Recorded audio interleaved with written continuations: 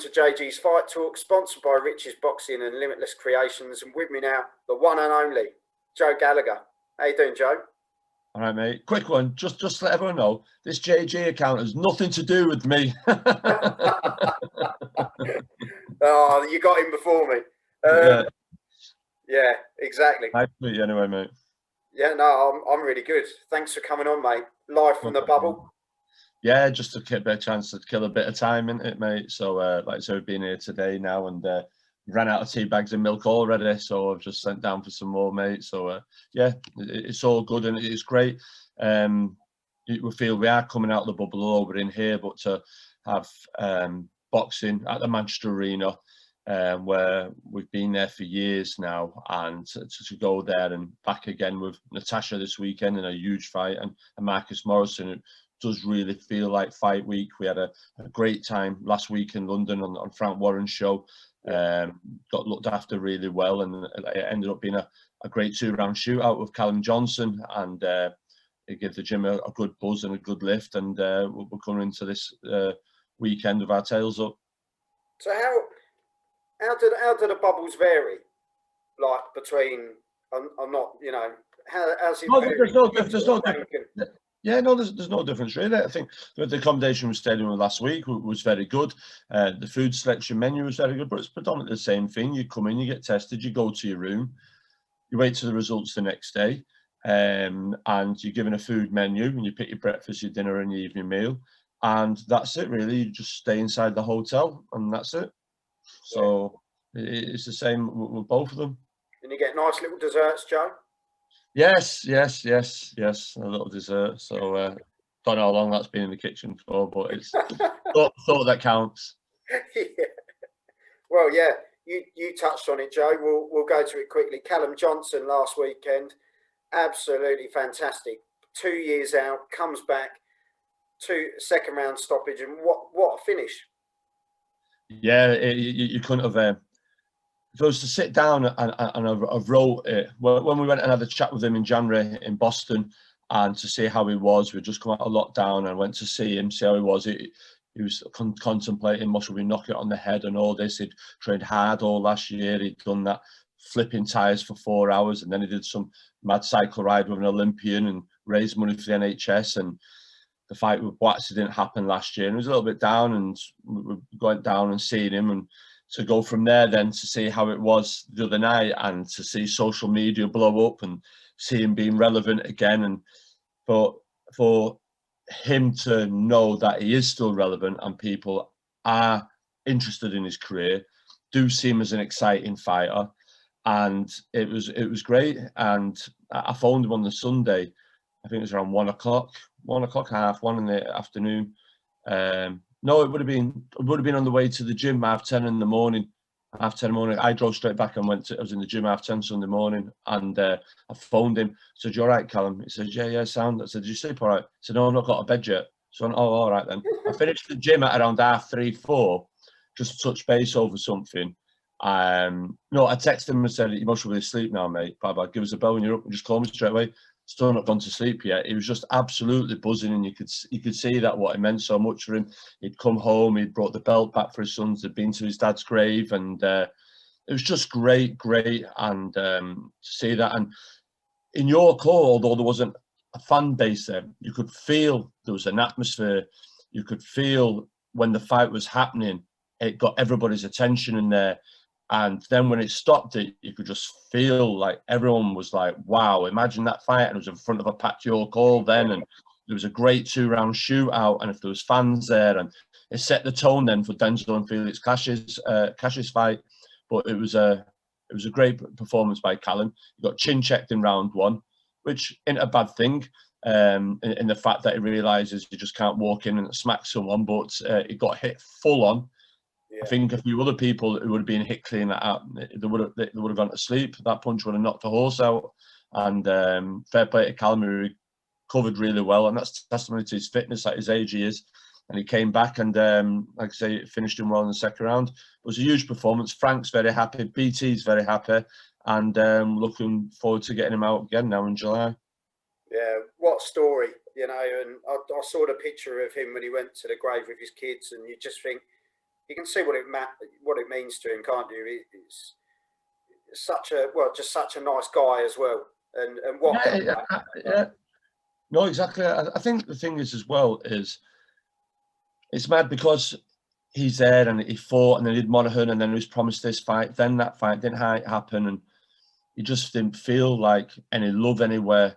And to the British boxing public, I've seen the messages, but everyone sees social media. They're all saying, "Wow, who do we put him next? What a great fighter!" I'm a fan. Callum Johnson said his inbox is blown up. He was just like, he's loads of fans going, "Where's this kid?" Like, do you know what I mean? And I think BT are happy with him. It was funny. He just rocked up, walked into the ring after 2 years, and went bish bosh boof and got back out. And yeah, it was a proper throwback, is what they said there. No nonsense. And like I say, people forget what that was a very good opponent that he was in with as well.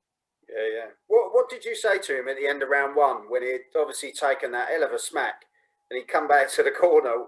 Was it kind of calm down, Callum, or was it? Yeah, no, it was like, all right, Callum, listen, calm down. Just watch for that shot. And just said to him, listen, you do realise this is a 10-round fight. It's not a straightener. You're going at him as though like he's called your missus or your kids out or something like so. But that's what we'd said in the build-up. You've seen the BT before it. Callum will tell you, he's so non-confrontational, such a calm, nice lad. Once he's in that ring, and when he talks, you can see in his eyes there's a switch in him. It's hard holding him back. He can go and he'll go. But because of the frustration, he went in round one. But once he came back, got a better system, he settled down, got behind the boxing, and picked some lovely shots to finish the fight. Yeah, no, I was well chuffed for him. It was just nice to see him back where he belongs. And yeah, now it leads us to the week after, and 2 fighters on the card. You know, Marcus Morrison in a great fight against Eubank Jr. I've spoke to Marcus already about it, and he was like, I said, so got a message? He was like, no, just tune in. Just tune in. He's such a chilled out guy, isn't he? Just tune in. Yeah. The gymnasium is full of characters, and Marcus is so laid back, and listen, he knows it's a huge opportunity. He didn't have to think about it. Took the fight both hands, and yeah, he knows what he can do. He knows his ability. He lost to Jason Wellborn at the arena, and listen, that fight was nearly stopped in round 2 or 3 with a perforated eardrum for Wellborn, but he came back. It was man against boy a little bit then. We pushed Mark a bit soon, but that was no shame in losing to Wellborn when you went and seen what Wellborn did after that. Went and won the British title, defended it. So it's no mug of a loss to understand. So he's recuperated. He's come back. He had a fantastic win in Italy. He fought last year on my show, and he's maturing all the time. He's had good sparring, and he knows what he can do, Marcus. We know we're a huge underdog. We know Chris Eubank Jr. has fought at high level. He's fought against James DeGale, George Groves. We know that, but this is boxing, and sometimes it's written in the stars. Sometimes for underdogs, we know Natasha Jonas and Marcus Morrison are huge underdogs this weekend. Like you say, you don't know what happens in boxing, do you? But when you've got someone who can punch as hard as Marcus Morrison, then he's always got a shout. And as you say, it must be such a buzz after Callum Johnson having his win that he's brought such another energy just before they've come into the bubble to sort of take him with them, haven't they? You know, they can now go in thinking, Callum did it after 2 years out. We can do this, and there's a good feeling, isn't there? A good group of people you've got down there. Yeah. No, exactly. When we came into the gym on Sunday, and Marcus bouncing Tasha, and we have the hour debate about the fights, the scorecards, and they know it's their time. They were totally switched on. They all sparred well on Sunday. Then on Monday they were flying, absolutely flying, and they're in fight week now. And I've told them just to enjoy it. It's a big occasion. Don't be getting worried about what he says, she says. Natasha Jonas is very mentally strong. She's not interested in what everyone's opinions is, and Mark isn't interested in what anyone else's opinions is. They just know what they know and what they believe in, and they've got to go in there and give it the best that they've got. Yeah, no, 100%. And then obviously moving on to the co-headliner, you know, some people calling it the headliner, and I don't disagree with them. Katie Taylor and Natasha Jonas. Well, what a fight, Joe. As a fan. No, listen, it's 9 years in the making. Friends reunited, as I said when it was first made. Yeah, listen, we'd love to be the headline. As Tasha said, yeah, I'll be the headline act, but you've got to pay me headline money, especially on pay-per-view.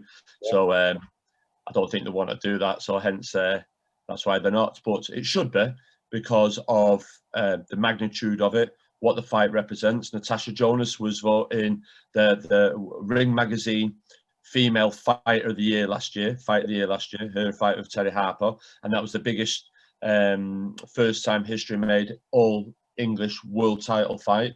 So she created history there, and now here we go now into this huge fight, fighting for all the titles for Katie Taylor, who's a legend of the sport.